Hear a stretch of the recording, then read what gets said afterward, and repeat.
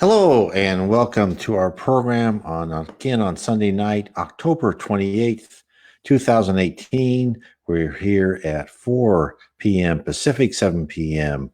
Eastern, all time zones in between, and all time zones around the world every Sunday night, except a couple Sundays, like last Sunday, I was not able to do the program. But again, we are here live on Facebook, on Cardac Radio Facebook page every Sunday night, if possible. So I missed a couple, but not too many. I want to thank everyone for being here. And again, before we start, why are we here? We are talking about Spiritism. Spiritism as brought to us by Allan Kardec. Here is the headwaters of everything, the Spirits book. There's nothing better than this book. This book I found on PDF, and it has changed my life. I recommend everyone to read it. I recommend everyone to take and look at Kardec Radio. This is a Facebook page we're on. Kardec Radio also has a Kardec Radio app on the iOS Apple phones and the Android phones. It's a free app. You can listen to Kardec Radio programs 24 hours a day, and I think you'll have a wonderful time. It will change your life. It changed my life. And as far as changing lives, let's talk about today's program. And today's program is a prayer allied to work. Now, in the book, my book, How to Live Inner Peace Through Spiritism, there is a poem. It's 24 verses. And we've talked in previous programs on the 4 previous verses. This is the 5th verse, a prayer allied to work. And the verses are in order of importance as they come to us. The first verse was trust in God and yourself, and I talked about that. Then it was a serene conscience. Then time spent on productive work. And then the 4th verse was a constructive speech. And now we're talking about a prayer allied to work. In each one of these, as the way Andre Luis, who was a spirit who psychographed this to Chico Xavier, who was a very wonderful Brazilian medium, just a marvelous person, one builds upon another. So let's talk about, what do the spirits mean when they say, in order to spiritually ascend in this life, we need to do a prayer allied to work? So the whole gist of my books. Oh, hi, Barry. How are you doing? Good evening. The whole gist of this work, of this book, How to Live Inner Peace Through Spiritism, is to go through each verse and to say, okay, what did they mean by that very short, phrase? What did they mean? What does it mean? And how can we achieve it? So let's start. A prayer allied to work. And Jesus said in Matthew chapter 24, verse 13, but the one who perseveres to the end will be saved. What does that mean? Now, according to the Spirit Emmanuel, this quote isn't just trying to tell us just to survive until we die, but to live life with a goal and don't waver in its pursuit. Emmanuel elaborated on the message in the New Testament. This is what he said, what he expounded upon. He said, when the master applauded persistence, he was referring to the arduous task of striving for excellence on the spiritual path. It is necessary to eliminate false notions of unearned favors from the divinity. No one will be able to avoid with impunity the amount of effort required in the endeavor for self-improvement. The doors of heaven are wide open. They have never been closed. However, and he goes on to say, in order for people to rise to such a height, they need wings of love and wisdom. For this purpose, the Supreme Lord grants an abundance of merciful material to all his children and confers on each one the duty of molding it. Such a task, however, requires tremendous effort. In order to conclude it, days and lifetimes are required, hence reincarnation. Many lose heart and prefer to remain at a standstill for centuries on end in the labyrinth of the lower spheres. Nevertheless, good workers know how to persevere until they reach the divine objects of the earthly past, as they continue on a sublime trajectory towards perfection. What is he telling us? He's telling us that spiritual self-improvement is not easily accomplished. It is not a votive message per day or a poster hung on the wall. Effort and dedication is required. Hence, guidance through prayer or meditation is needed to light the road ahead towards spiritual wisdom. Daily work to earn what is necessary to live and survive takes commitment and discipline, right? That's our normal life. With it, the rewards of physical life are attainable: housing, food, security, and times of leisure. Spiritual growth comes with a different set of rewards: contentment, peace, calmness, happiness, and satisfactions. And these are the outcomes while on earth. But more importantly, the honors of ascending up the levels of heaven, living life as a spirit amongst untold wonders, and creating your own environment of constant discovery and friendship in a plane of support and love are rewards far surpassing anything attainable on earth. Now, I'd like to go back for a second and talk about what Emmanuel said: it may take many lives. And I've talked about this before, but my wife and I, we've gotten messages from mediums when we were at Spiritist medium meetings in Rio de Janeiro. We've been told we have failed many times. In fact, what we have done, we have been given tasks, in order to ascend spiritually, and instead, what we did is we used what we were given for our own selfish purposes. So this this quote hits me personally, right? This is something that I've done. It's where I've taken multiple lives and I've done nothing of helping my spiritual growth. I hope in this life I am at least trying and making the first steps. So the reason I'm saying this is for anyone not to think, and I know we have listeners out there who I talk to and they say, I fell at this and I can't get this done. And I say, don't worry about it. You have multiple lives, and talking about our theme tonight, a prayer, a light to work, which is really, we're talking about the work being a work towards our spiritual growth. As long as we start on that path, it's the trajectory that counts. It's not the end, because we're no way, maybe there's one person out of a billion that one can, live one life and become a perfect spirit. It takes a lot of effort and time and learning all the hard lessons. So, what is the result of an absence of work towards spiritual growth? Like probably what I've done in previous lives. So before we determine the amount of sweat and toil required, let's look at how a life of little or no effort towards spiritual wisdom terminates. So let's look at the opposite. Now, in the book, there's just so many books by Allan Kardec and Chico Xavier and Divaldo Franco and Yvonne Pierre. There's just so much wisdom in here. But on this instance, I took an example from the book by Allan Kardec, Heaven and Hell. And of course, again, I want to tell you, Allan Kardec, you can get his books on PDF. It costs you nothing. Just put an Allan Kardec PDF. And again, here, if you go to my site, nwspiritism.com, click on his picture. It will take you to the EDICI bookstore, and you can find his books. His books are actually less costly. You would find them on Amazon. I think they sell to you at almost zero of their own cost. Or you can also get them, of course, at Amazon.com or your bookstore. Order them on your bookstore. So back in the book Heaven and Hell, we're talking about, okay, what's your life like if you've done nothing towards spiritual wisdom? Right? And your life ends. And the Spiritism calls this parking, right? And we've all done that, I'm sure. So Allan Kardec relates the invocation of a spirit of a 25-year-old woman who had recently died. She was born into a relatively wealthy family, and she had the reputation of spending her time on frivolous pursuits. She was a nice woman, not mean and not inclined to spirituality. In other words, she was like most people. She existed on earth and attempted to derive whatever pleasure she could without harming others. A good and decent young lady. And a group of mediums evoked her 3 days after she had died from an unknown cause. Her death was sudden. No one saw her suffer. When she was called to the mediums, she was extremely confused. She thought she was in a dream. She could see her parents and others in the household, but they couldn't see her.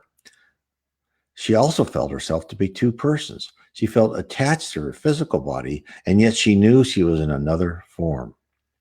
I've seen this in other medium meetings. When that happens and people do not have learned anything about spirituality about heaven and what can happen after death, and the fact that we are immortal, and the fact that we don't turn into something else like a butterfly from a cocoon. We are who we are when we die. These people are very confused.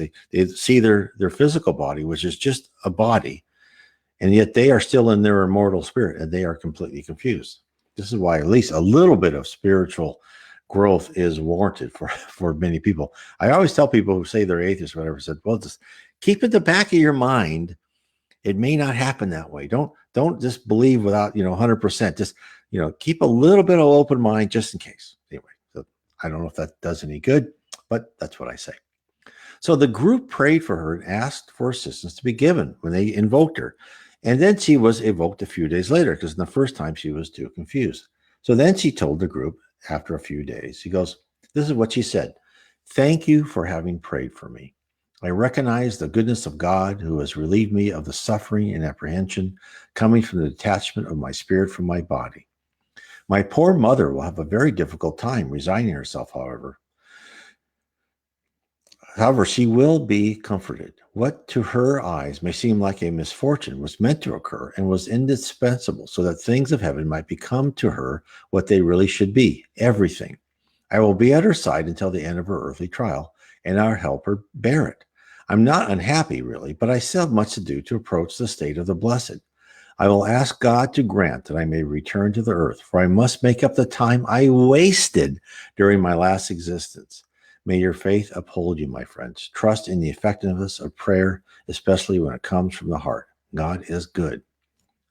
What was she telling us? The young woman was regretful over her lack of spiritual direction.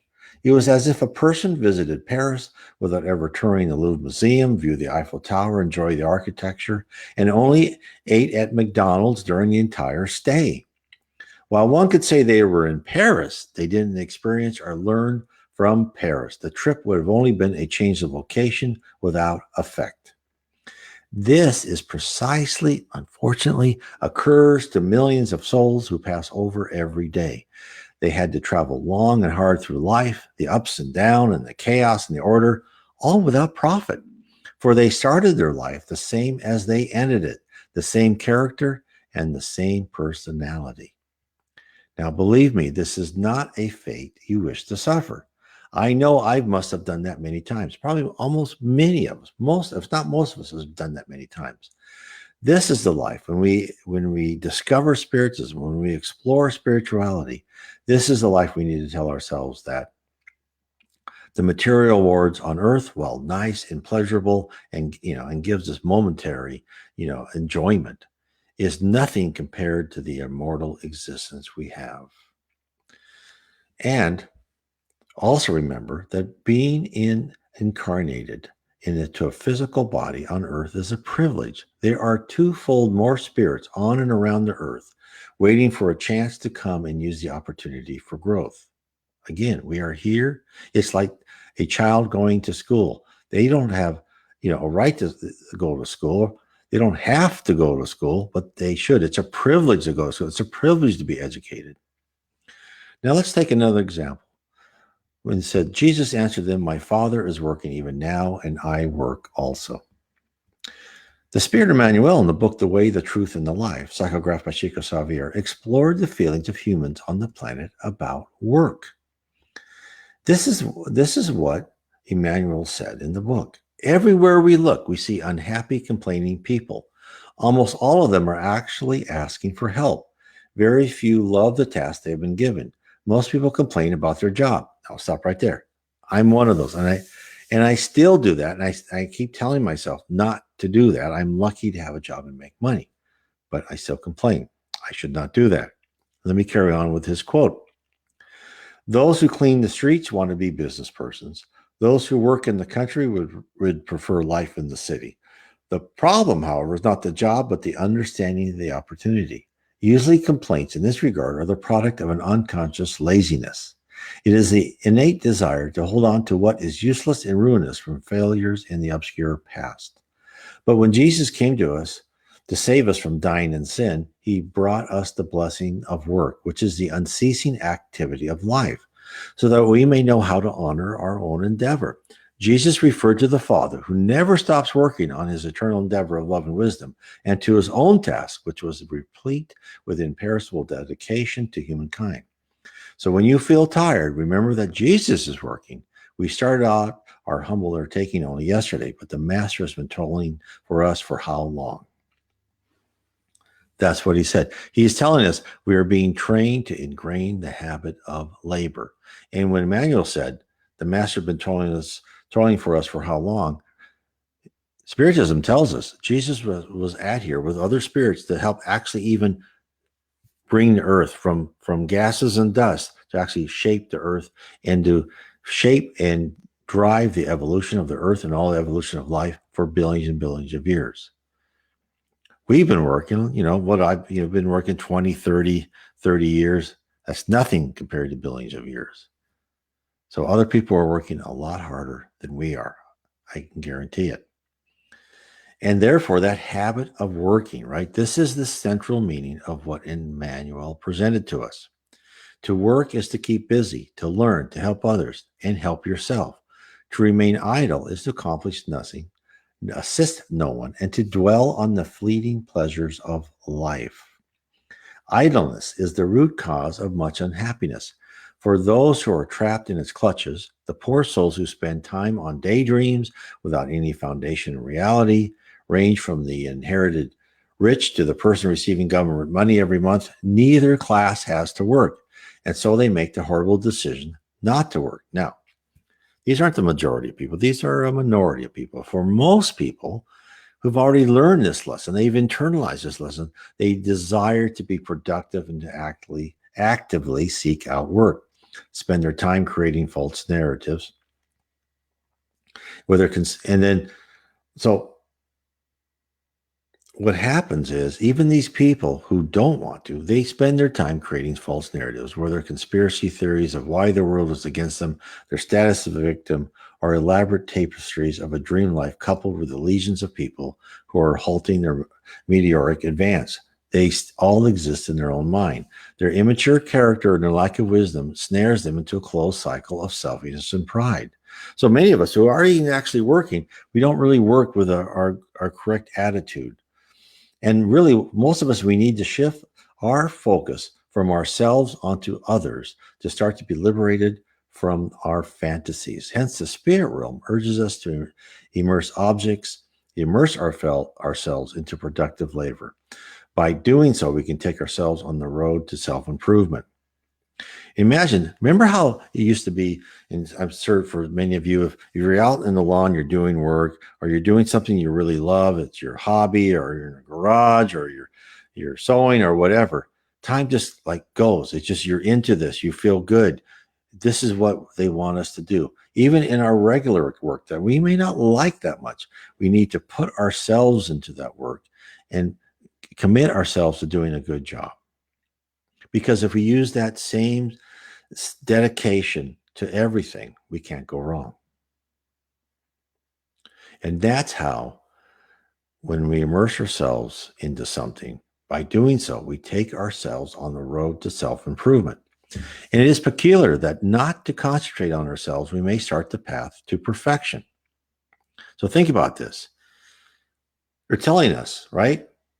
A prayer, a light to work, telling us to work, and yet at the same time, we've been told otherwise. We need to concentrate and get our spiritual quotient up. But what happens is when we stop concentrating on ourselves so much, right? This is all balance, right? This is all part of the, I go in depth in my book, How to Live. We also need to concentrate on others, right? And our own dedication to helping our task at hand and others, right? So this is where we have this peculiarity where we know that to improve ourselves, we have to recognize we're not isolated beings. We are part of a whole, and as such, we can't grow alone, but only in concert with the sea of spirits around us. The Spirit Emmanuel explains the true environment in which we live. While many of us believe we are alone and disconnected from those around us, a lot of people feel that way, right? How many times you've heard, especially teenagers, say, no one understands me.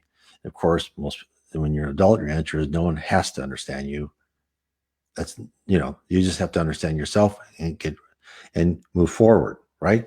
But usually, as most adults, we have put ourselves at peace with the fact that we are kind of an isolated island, and our own thoughts are hidden from other people. And while we love and we try to help others, we think ourselves as not connected. But it's not true. That's why and I've said many, many times, we have to learn how to control our thoughts. We are connected to everything. So if you think you're disconnected, nothing could be further from the truth. You're not disconnected at all. You may not recognize it, but you are totally connected. This is what Emmanuel tells us. The soul enters into Renaissance with the mental currents of souls who are in tune with it. We assimilate the thoughts of those who think as we do.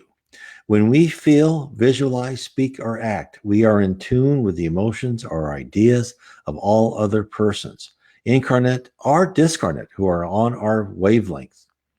Stop right there. This is when people are talking about the law of affinity, right? We attract people who are like us, right? Then we go on with the quote. We are constantly attracting or repelling mental energies that attach themselves to us. They will either strengthen us for good or for evil, according to the directions we choose. In anything we do or plan, or any opinion we give, we are always the sum of many people. We are the expressions of thousands of persons, and thousands of persons express us. Desire is the lever that acts upon our feelings. It generates the energy we use in accordance with our will. People have seen examples of this all over, right? There's groupthink. There's you're affected by the group. If everyone feels a certain way or does a certain thing, or all those things where people will look up and other people look up. Those are the small ones. But what we don't understand, and as Spiritism tells us, we are all radio towers, right? Our thoughts are constantly going out, affecting other people, and other people's thoughts are constantly coming into us. They're constantly overwhelming us, right? With just 1,000 distractions every microsecond. And some people are very empathetic. They can feel, right, emotions from other people. And other, like Chico Xavier could actually read other people's thoughts, which was very unsettling for a lot of people. It was amazing when you read about Chico Xavier. But us, like me, who are, cruder humans, right? Not as talented, but still, even on a very, subconscious phase, we are being affected. So that's why only by working side by side with others who are focusing their energies on positive outcomes can we tap into the stream of consciousness that will serve to bring greater focus and willpower to our own rationalization process. In effect, we use the power transmission of outside forces to work the lathe to hone our skill to fashion and control our thoughts. And that's why, as we learn to control our thoughts, and we learn to filter out, just like those old cartoons we saw as a kid, right, with the angel on one shoulder and the devil on another. There's truth to that, right? We need to learn to filter out the bad thoughts, right? The thoughts that go rob that car, or take that dollar that someone left on the table. No, that's against our conscience. In other words, go help that person, or go tell that person they left $1 on the table. And so the more we hone our own skills, right, to control our thoughts, then we learn to filter the good thoughts that are coming to us, and it reinforces us. So existing in isolation, what we think many of us do, is really like a madman shouting on people at a crowded sidewalk. All the energy is dispersed without any effect. On the other hand, utilizing the mental transmissions of others to allow us to rationally gather our ideas and fashion a megaphone to target our voice to be widely heard and acted upon them. This is what work teaches us. This is the part of a prayer allied to work. This is how it teaches us to plan, to focus, act, and measure our progress. All of this occurs in a dense atmosphere of mental images and thoughts swirling around us. As we learn to harness our brain, we also learn the ability to filter out harmful thoughts, which deter us from our objective. This is part of the training we are expected to absorb while on earth. And I know I've said this to many people. It's like, I can tell when I finish college, I go, oh, good. I did not like, some people love colleges. I like learning from my own, my own way, but I didn't like the structured college because I wasn't paid for it. And I like to do it on my own. But I got it done because I had that piece of paper and I needed that knowledge to get a job. But then I became a spiritist and I found out I'm always in college. I'm always in class, right? I'm always learning. Now I give myself to it. When there's a trial or obstacle, I say, okay, I give myself to it. I said, what am I supposed to learn? And this is what we come to the use of prayer when we say a prayer allied to work, right? So the main thing is we are not without support in our educational process. Prayer and meditation is our channel to request guidance and assistance. The spirit world has and will continue to invest time and effort on our behalf. Who knows how many thousands, hundreds of thousands, or even millions of years that we have been gestating toward becoming a productive and useful spirit. Prayer is so much more than commonly thought.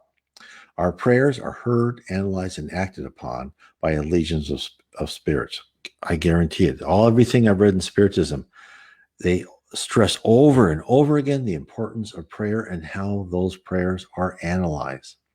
And they're directed at different levels within heaven according to the need and complexity of the request.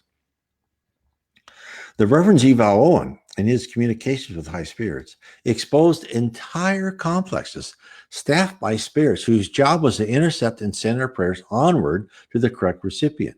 Prayers are not lost in the ether. They are real and actionable. Prayers are precious reminders of our growth on the physical plane to the army of spirits under the direction of Christ. Emmanuel lays out what praying means. This is what he said. Prayer is a divine journey of the mirror of our soul aiming toward the higher realm. In order to reflect its greatness, prayer is like a live appeal. Oh, Jennifer, hello and good afternoon to you. Prayer is like a live appeal to the powers of the heavenly spirit. The appeal may be clothed without our words in the silent language of the vibration of the soul. Imagine a mirror turned towards the sun to reflect its brightness into a dark pit. This is essentially the function of prayer as it reaches divine love and concentrates its light upon the ignorance and suffering, misery, and hated presence in the world. There are varying degrees of prayer, which begin from the simplest desire of the lowest beings up to those of divinely exalted angels. Nothing is done on earth without the desire of an aspiration that guides the steps of all creatures. Throughout the planet, prayer is the motion that sustains the cosmic tapestry. In the oceans, the ebb and flow of tides perpetuate their own equilibrium. In the plant world, it is the yearning to reach the light, to assimilate its elements. In the animal kingdom, it is the instinct of curiosity, inquiry that mark the basic sign of reason. And in man, it is natural concentration before any useful enterprise along the human path. Emmanuel describes the healing and usefulness of prayer. Prayer is a conduit of love to us from God. Through our own aspirations, we become connected to the spirit realm and others on our planet. With this connection, our actions and goals are revealed. Our future can be interpolated to determine if we are following the established blueprint for our life, which was created before our birth. And as I said before, and I've talked about reincarnation, most of us, very, very many of us, actually help create our own life plan. Everything, how we look, who we married, the job we do, or did, it was all decided beforehand, predetermination, in order for us to go through the right trials, for us to learn what we need to learn. And that's why we need to work. Prayer allied to work. Spiritism doesn't just generalize about prayer. It delivers the detail. Spiritism lifts the covers to explain how prayer actually works for our benefit. Emmanuel illustrates how prayer functions in our daily life. That's what he says. This is what's so great about Spiritism. So many things are fuzzy, about heaven and why this, why does this happen? What happens during NDEs? Spiritism explains it. This is what is so exciting about Spiritism. Now, here's Emmanuel illustrating how prayer functions in our daily life. When the professor plans his lesson and the physician concentrates on a remedy for a certain ailment, when an administrator devises a program to carry out a task, and the engineer works attentively on the blueprints for a certain project, in fact, all are using a form of prayer. They are reflecting on their mental screen from past education the science of healing, legislation, and progress that flows from the invisible plane with abstract images before manifesting to the world. To pray is to align oneself with the greatest source of power in the universe, to absorb its riches, and to reflect the laws of permanent renewal that govern the foundation of life. Prayer gives a spark to the hidden energies of the heart and releases them by the living and image-forming power of thought. In turn, these images ascend to the higher spheres, touching the mind of both visible and invisible entities around us. As a result of this contact, we receive answers from the divine plane, for the all-merciful Father manifests himself through his children who expresses his divine goodness.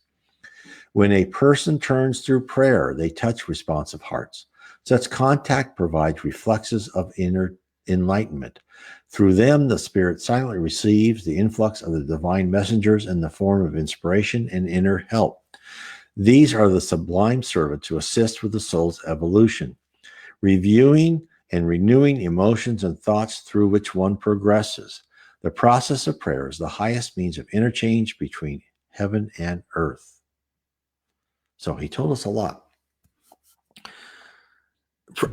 So it really is as if there's a teacher in the room with a bunch of first graders who are doing the little jobs, and they're being directed by the teacher, although they're so concentrated on what they're doing, drawing or whatever, they don't even know they are, right?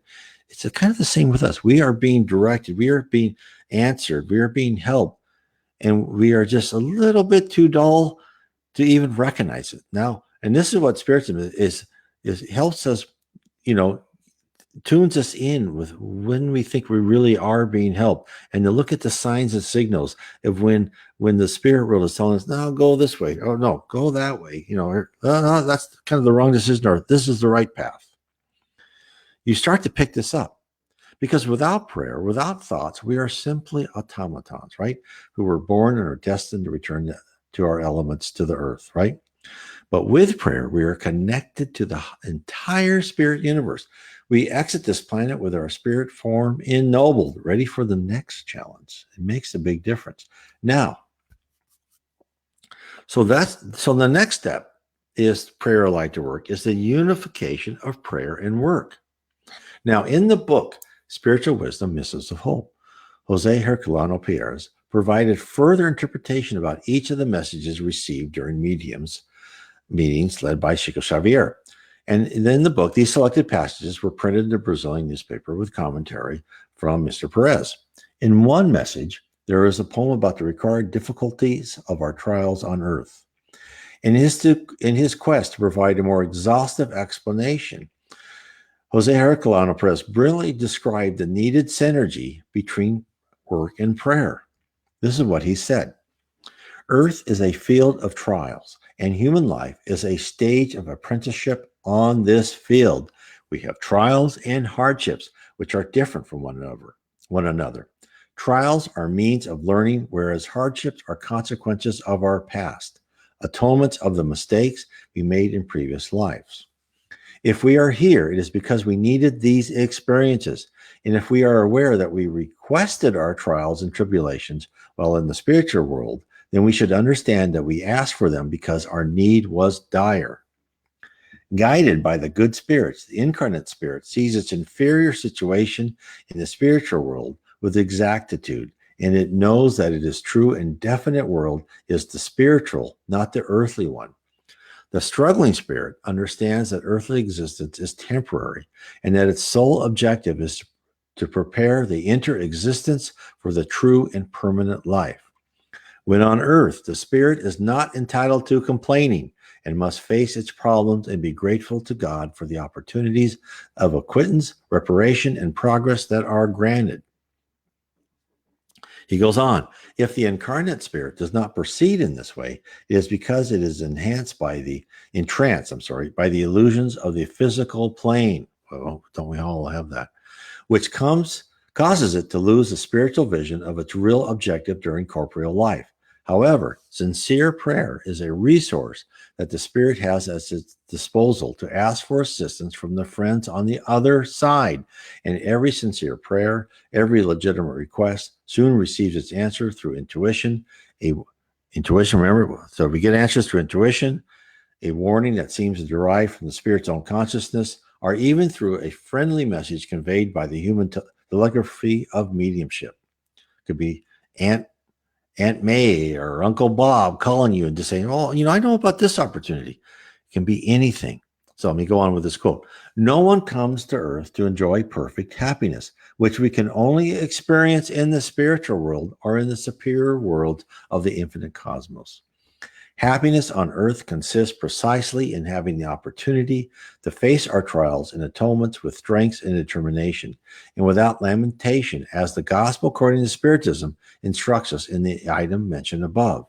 As Jesus taught us, truly happy individuals are only those who are successful in the world towards their elevation to the superior stances of the true life, which is the spiritual one. And remember this, and he mentions this book. This book explains so much. The Gospel According to Spiritism. I recommend this book to everybody. So what is he telling us? It's something that we are told by Spiritism over and over again. We are on earth for a reason, to grow, to educate ourselves. In order to accomplish this objective, we must follow the course of events laid down for us. We must follow and expand in wisdom from one episode to the next. We must work and ask for guidance. We must look for assistance through prayer and meditation. We receive our messages from the spirit world via many avenues. So again, start looking at this stuff. Now I'm going to talk. Now we get dreams, visions, intuitions, synchronicities, and other means are all employed by the spirit world to herd us onto the right path, the road to the light. It's not easy, and it's not meant to be. But nevertheless, no matter how hard it is, strive we must and never falter, for the fruits of victory are sweet beyond our earthly comprehension.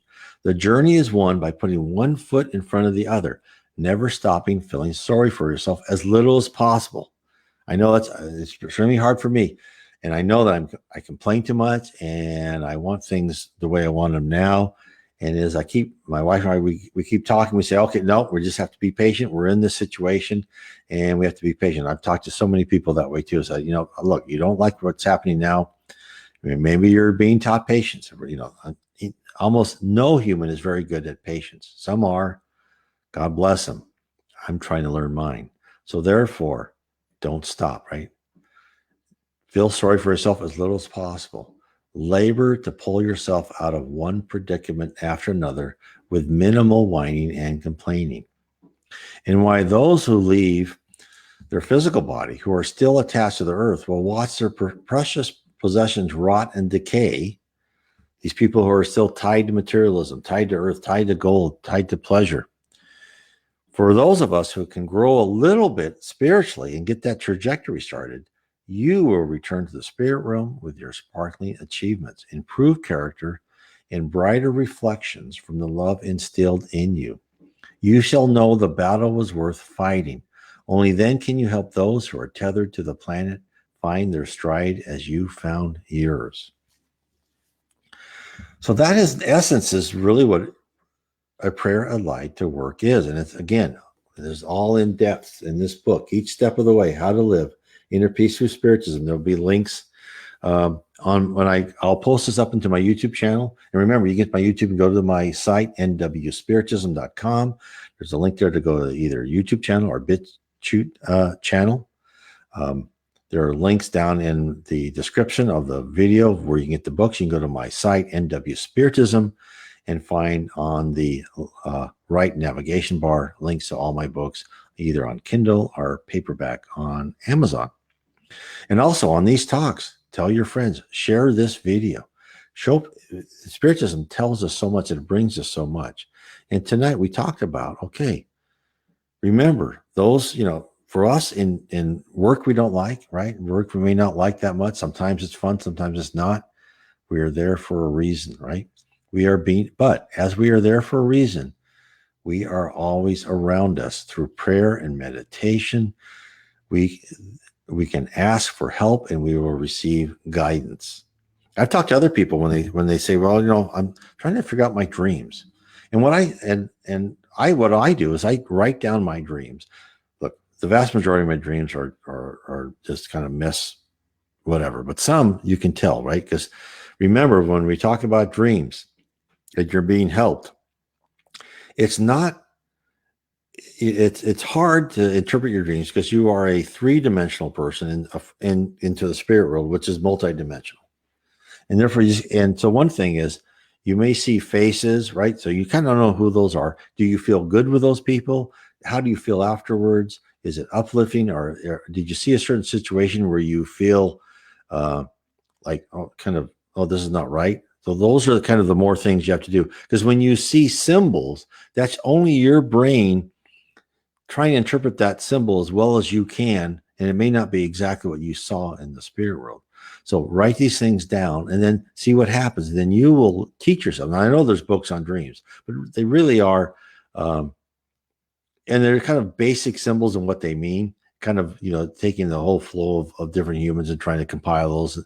But really the more efficient way is for you to write your dream down and then see how it worked out. And then you kind of know as you go on and on, you'll know more and more.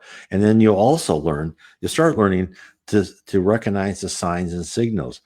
Look, I'm not saying that you just sit passively away until someone phones you up and say, hey, yeah, go buy that house. No. If you're going to buy a house, you buy a house, right? But then you go find different houses, and some work and some don't. And you'll find that the one you were meant to buy is everything's going to fall in place, right? You'll get that loan. Your offer will be accepted. These things will happen. So this is why, the more you're in the spirituals, the more you try to understand, you will be helped. So I want to thank everyone for being with me tonight. Again, go to the website, tell your friends about Spiritism. I have Spiritist books. I talk about different things. I talk about reincarnation. I talk about how to explore your destiny in my book, Explore Your Destiny. The Problem is the Solution. I have some in the back behind me.